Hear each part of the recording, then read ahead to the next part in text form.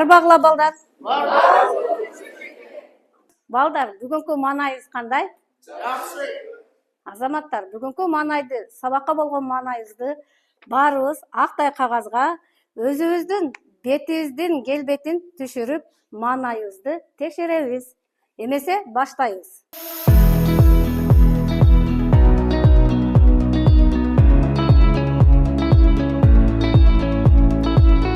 Тарткан сүрөтүбүздү көрсөтөбүз. Кана? Азаматсыңар. Балдар, бул сүрөттү тартканда силерде кандай сезимдер болду? Жакшы. Кана Атай, айтып койчу, сен аябай сол сүрөт тарттың. Менин атым Атай. Бүгүн маанайым Аттай. Бүгүнкү менин маанайым сон. Бүгүнкү менин маанайым сүрөттөгүдөй эң мыкты, эң сонун. Бүгүнкү сабак мен үчүн эң пайдалуу жана эң жакшы болот деген үмүттө бул сүрөттү тарттым. Келгиле балдар, сабакты баштоодон мурун биз топторго бөлүнүп алабыз. Топтордо биз силерге атайын мен түздүү баракчаларды алып келгенмин. Түздүү баракчалар аркылуу топторго бөлүнүп, жайгашып отуруп алабыз.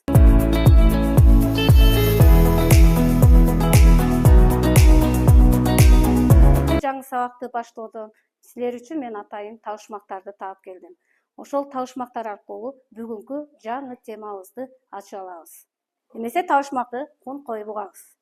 Суу агып кетсе, жөн гана дарыя. Суу токтосо, күч булагы. Түтүнсүз иштейм, көмүрсүз күйөм. Экологияга досум менин киммин? Кана эмесе балдар, ким айтат? Адам?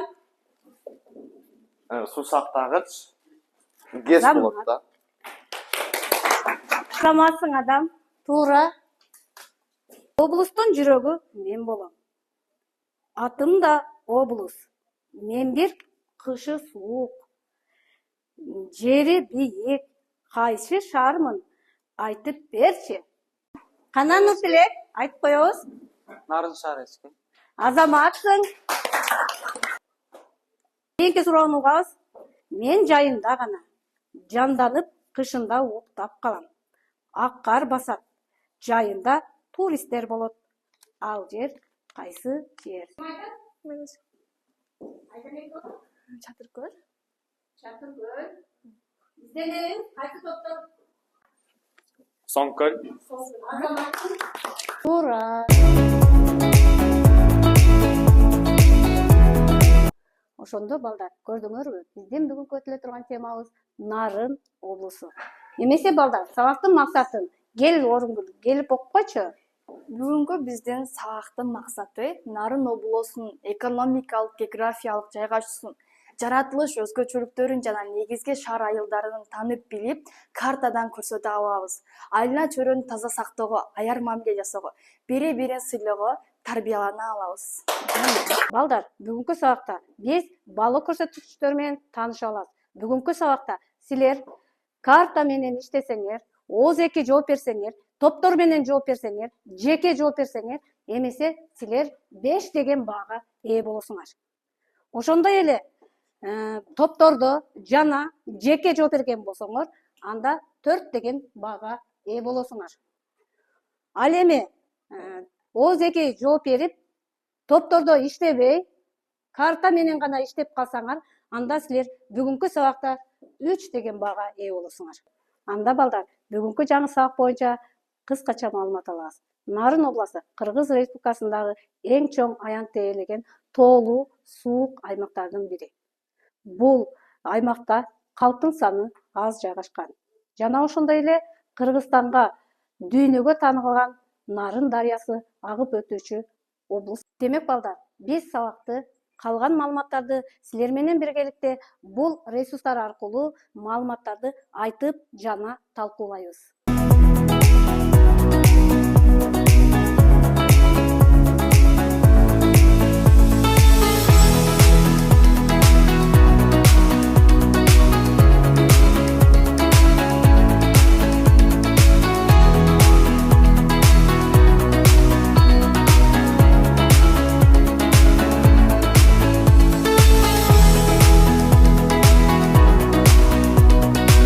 Эмесе балдар, берилген тапшырмалар боюнча даярбызбы?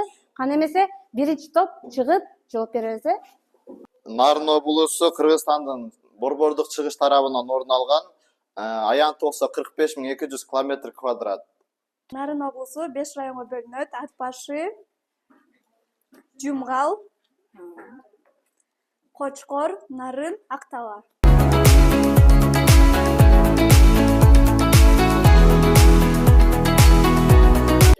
Нарын облусу Ыстык көл, Чүй, Жалал Абад, Ош жана түштүк чыгышынан Кытай мамлекети менен чектешет. Нарын облусунда Нарын шаары жана Достук Миңкуш шаарчалары бар. Азаматсыңар сонун маалыматтарды алдык. Рахмат. Эмесе балдар, топтордо кошумчалар барбы? Кана ким айтат топтордо кошумчалар болгон болсо? Нарын облусу чоңдугуна карабай ада калкын саны 289.600 киши бар. Азамат, эң сонун маалымат. Экинчи топтун тапшырмасына кезекте беребиз. Доскага чыгып сүйлөйбүз, Келгиле. Биздин топ табияты боюнча иштедик. Тоолор, суулар жана өрөөндөрүн жайгаштырдык. Атап айтсам, ат башы тоосу, Нарын тоосу, Тескей тоосу жана башка. Ири суулары Соңкөл, Чатыр көл, Кара суу. Ал эми өрөөндөрү ат башы өрөөнү, Аксай өрөөнү, Нарын өрөөнү жана Арпа өрөөнү. Азаматсыңар балдар, эң сонун маалымат. Топтордо кошумчалар барбы? Нуреле айтып коебуз. Нарын облусунун рельефи тоолуу жана ошол эле Кара суу дарыясы Нарын дарыясынын куймасы болуп эсептелет. Азаматсың. Эмесе үчүнчү топ даярбызбы? Даяр болсок, доскага чыгабыз, Биздин топко Нарын облусунун өнөр жай тармактары тийди. Нарын облусунда азыркы учурда кара кече көмүрү чыкканын изилдедик. Нарын областы тоолуу аймак болгондуктан жеңил өнөр жай өнүккөн. Мисалы айтканда арпа, будай. Будайдан болсо ун жасалынат, мал чарбасынан сүт пайда болот, Сүт өндүрүлүп чыгарылат, Андан кийин эт пайда. Мал чарбасы жакшы өнүккөн үчүн Эт пайда. эт пайда болгой, өндүрүлүп чыгарылат. Азаматсың. Нарын областында тоолуу аймак болгондуктан мал чарбачылыгы, мал жана жылкы, төөлөр жана багылып өстүрүлөт. Нарын областында жеңил өнөр жай жакшы өнүккөн. Ошондой эле мен мисалга келтирсем, бул менин колумда Нарын областындагы ак койдун жүндөрү турат. Бул ак койдун Нарын областында болсо жакшы мал чарбачылык болгондуктан бул ак койдун жүндөрүнөн моундай кездемелер, кийиздер чыгарылган. Бул кийиздерди чыгарылган. Бул кийиздерди түшүндүрө кетсем, бул кийиздер натуральный. Көбүнчө бизге эми чет мамлекеттиктер келгендиктен мен буну мисалга кетсем, эң көбүнчө бизге туристтер келет. Туристтер келгенде буну атайын арзан болобу же кымбат болобу акчасына карабай алышат. Анан көбүнчө буну болсо өздөрүнө апарып эстелик катары сактап же болбосо балдары менен тааныштырып, көбүнчө Кыргызстандын ушул кездемеси менен таанылганда Нарындын бул чоң сыймыгы деп айтсак да болот да. Азамат, эң сонун маалымат, Кана балдар, топтордо толуктоолор барбы? Нарын облусунда алтын кендер таралган. Алардын эң биринчиси Солтон Сары алтын кени. Ал 1990-жылдары ишке кирип иштеле баштаган. Жана ал андан чыккан алтынды Кытайга экспорттогонбуз. Азамат. Бул белек. Эмесе төртүнчү топ даярбызбы? Даяр болсок, доскага чыгабыз, Биздин топ Нарындын негизги көйгөйлөрү, анын негизги көйгөйлөрүнүн бири бул жумуш жоксуздук жана миграция. Ал жерде жумуш жок болгон себеби бул жерде тоолуу аймак болгондуктан бул жерде жумуш өтө деле көп эмес. Бул жерде көбүнчө мал чарбасына таянып жашашат. Ал жерде көп эле жаштар жумуш издеп Казакстан, чет мамлекеттерге, Россияга кетип калышкан. Бул жерде жалаң эле карылар жана жаш балдар жашайт. Бул жерде жаш орто жаштагы адамдар кетип калгандан кийин бул жерде мектептер жана больницалар эскирген бойдон калып кеткен. Азамат. Нарын облусунда айыл жергесинде жашоо шарты жакшы эмес, анткени ал жакта интернет же болбосо таза суу да жакшы жетишпей келет. Билим берүү маселелерине мындай мугалимдер мектепте жешсиз, анан кийин жаш мугалимдер бул шаарга барып иштегенди каалашат. Анан билим сапаты боюнча шаарларга караганда төмөн. Медициналык кызматтын жетишсиздиги, дарыгерлер жетишпейт. Анан заман талабына мындай жооп берген жабдуулар аз. Азамат. Чакырчылык деңгээли өтө жогору болгондуктан айрым үй бүлөлөрдө кирешеси аз жана алар акча жактан өтө кыйналып, кышында да кээ бир нерселерди өздөрүнө ала албай калат. Анткени кышында чыгымдар көбөйүп кетет. Азаматсыңар сонун маалымат алдык. Анда мен толуктап кетсем. Балдар, көрдүңөрбү? Бүгүнкү Нарын область боюнча маалыматтарды алдыкпы? Бүгүнкү биз Нарын областында кандай райондор бар жана ал жер кандай аймак экенин билип алдыкпы? Билип алдык. Бул жер тоолуу аймак болгондуктан бул жерде чын эле жакырчылык аябай өнүккөн. Себеби ал жер тоолуу болгондуктан өсүмдүктөр өсүүгө өтө көп өсүүгө ыңгайланышпайт. Ошонун себептен бул жерде негизги өнөр жай тармактары да жакшы өнүккөн эмес. Ал жер тоолуу аймак болгондуктан ал жерде ГЭС дүйнөгө таанымал. ГЭС ошол Нарын дарыясына курулган. Эмесе балдар, бүгүнкү сабакты бышыктоо үчүн силерге атайын суроолорду, дал келтирүү суроолорду түзүп келгенбиз. Бул суроолор бүгүнкү өтүлгөн тема боюнча дал келтиребиз. Эмесе барыбыз экранга көңүл бурабыз.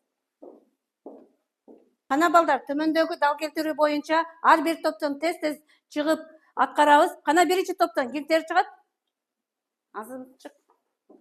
Ташрабат бул тарых археологиялык жай.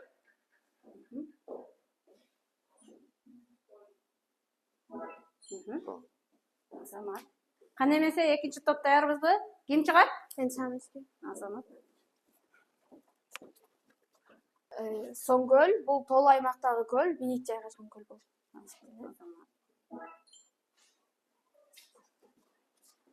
Эмесе үчүнчү топ даярбызбы? Топтордон ким чыгат? Мен чыгам эчеке. Келебиз. Кыргызстанда эң төмөн район бул Ат башы. Анда эсе төртүнчү топ даярбызбы? Даярбыз. Келгиле дуска чыгабыз, Тоо кен өнөр жайынын негизги сыйроосу бул көмүр алтын кендери. Облустун экономикасынын негизги тармагы бул мал чарбачылык, туризм.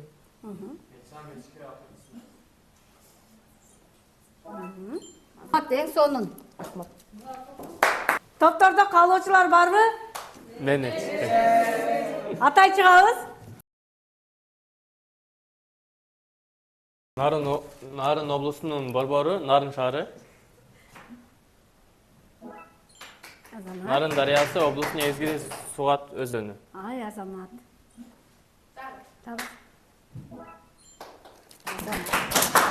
Азаматсыңар балдар. Суроолорго бүгүн силер 100% жооп бердиңер. Куттуктайм. Эң сонун жооп бердиңер. Бүгүнкү жаңы темабызды эң сонун өздөштүрүү деп билсем болот. Бүгүнкү сабакка түшүндүңөрбү? Эмесе балдар, сабагыбызды жыйынтыктабыз. Баарыңардын алдыңарда бул баалоо баракчасы бар. Баалоо баракчаны окуп толтурабыз.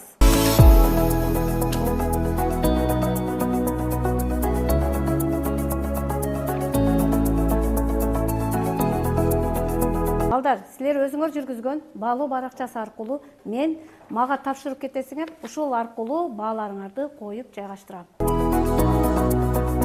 Балдар, биз башында айткан максатка кайрылып кетсек, бүгүнкү сабакта Нарын областынын экономикалык, географиялык жайгашуу өзгөчөлүгүн биринчи топ айтып бердиңер. Баарыбыз түшүнө алдык. Ошондой эле жаратылыш өзгөчөлүктөрү жана негизги шаар айылдарын таанып алдык. Андан соң картадан райондорду, шаарларды жайгаштырдык. Жана айлана чөйрөнү сактоого, аяр мамиле жасоого бүгүнкү сабакта тарбияланып алдык. Үйгө тапшырма.